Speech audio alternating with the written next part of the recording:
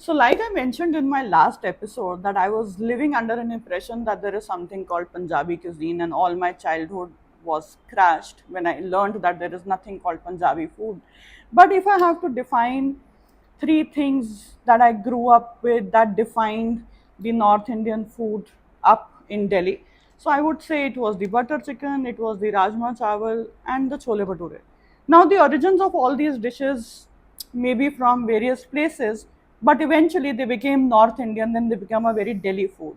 So today I'm back again with my curious mind to audit to understand that what are those dishes that may not have origin from Goa, but over the centuries became more Goan than we could have imagined.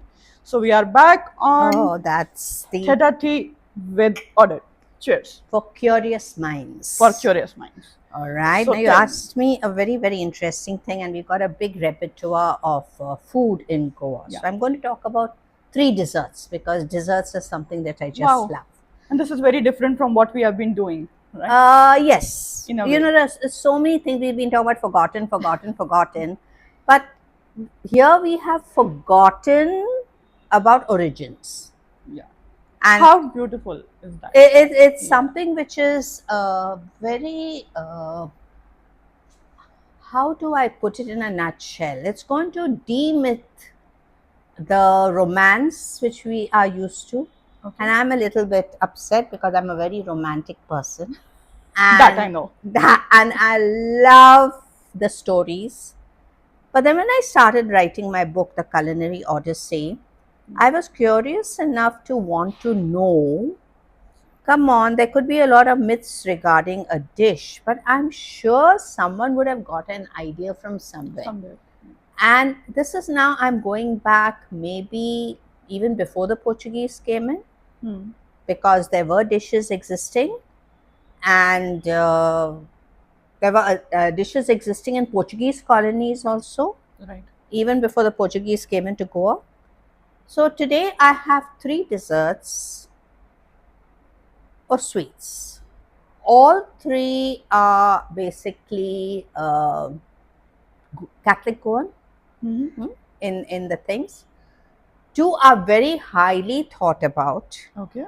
because one we call the Queen of Desserts. Okay. The second was always made for Christmas. All right. And the third is something everyone takes as a packing whenever they're leaving Goa to gift it away to friends. Okay. But these are what you're saying are not Goan as far as Now, their like origin I is said, I'm going to concerned. break a lot of hearts. Even when I was doing all this, and I used to think, oh my gosh, is it possible? Unlike today where we said this is my recipe and your recipe, Yeah. I realized that our grandmothers were very, very flexible in because they were constantly on the lookout for something new. True. So they were very open to allow dishes to come in their kitchens. Hmm. And then they would promote it as, oh, we've got something new today to have. You must understand there were no recipe books, there was nothing in True. the past. So it was Yeah. something that came in and ultimately owned by the house Made our own. yeah, by the kitchen. One is made of egg yolk, coconut milk.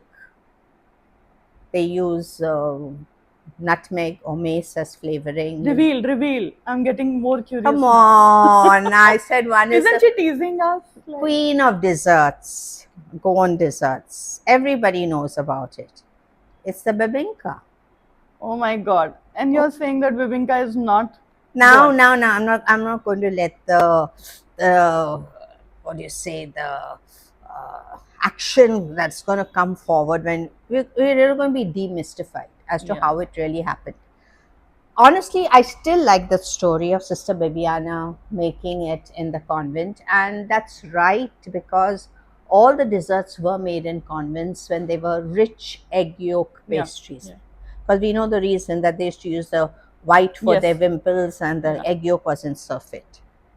But again, this thought came to my mind, the name Bibinka. But before I go into that, let me talk about the second one. It's made, now that is coming in from, funnily enough, the origin I say is Indonesia, Wow. Far Okay. East. Okay. Okay, that time it was not called Indonesia. It would have been Siam, Guam, all these names that Java, Java, Sumatra. all those things Yeah. were there. But it comes from that region. Okay.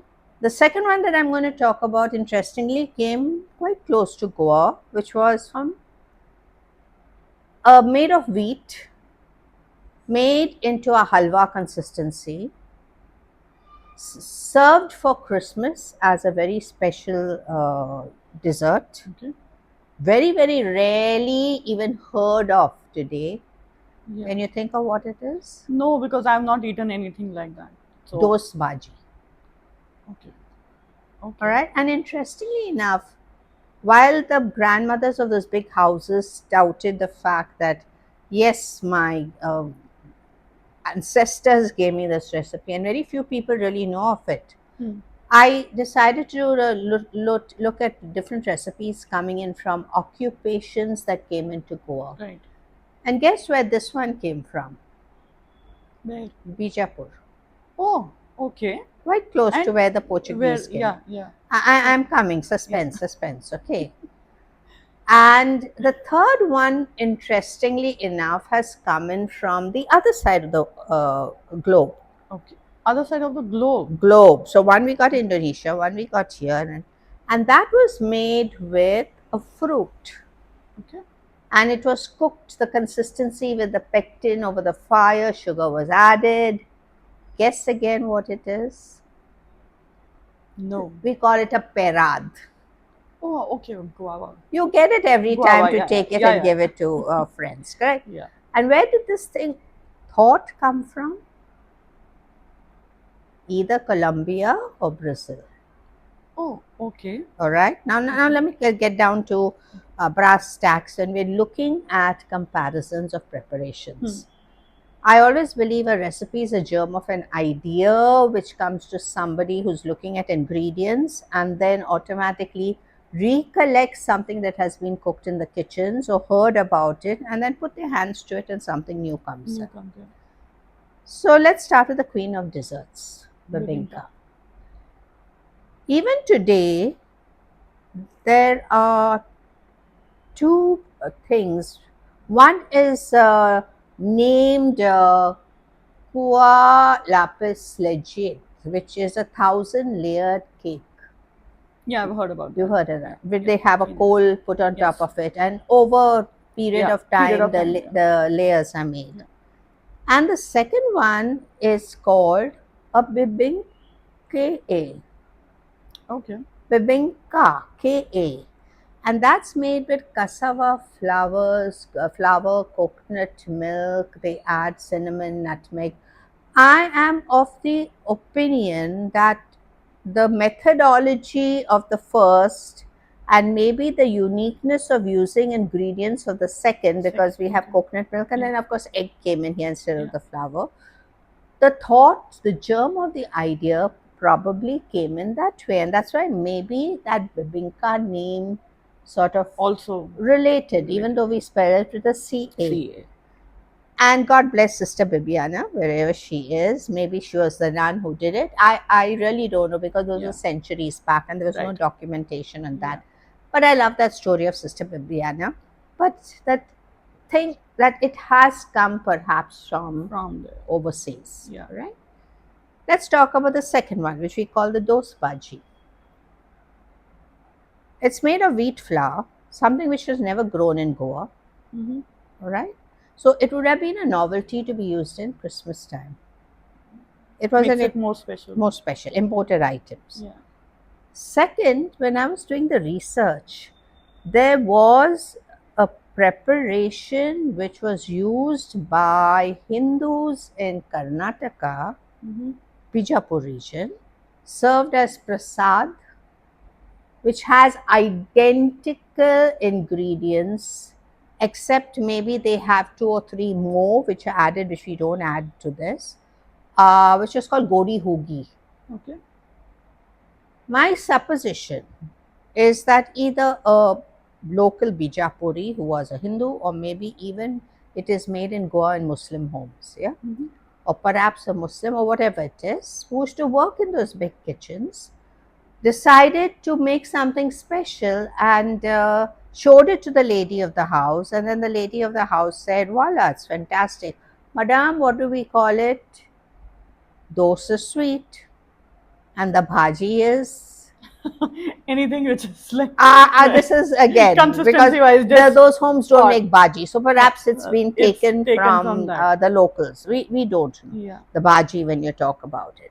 So that's the second from But Bijapu. okay, so on the second one, I have this one curious question that how is this dish different from what we actually call a halwa, especially up north, because it is made with wheat flour and ghee and sugar, and there are a lot of nuts added, and a lot of time the consistency again depends from household to household. You know, some make it like really thinner types, which resembles more like a shira, while some are slightly more solid. And if you go, I think across gurdwaras, you get that as the prasad, like you mentioned that in Karnataka, that was also a prasad.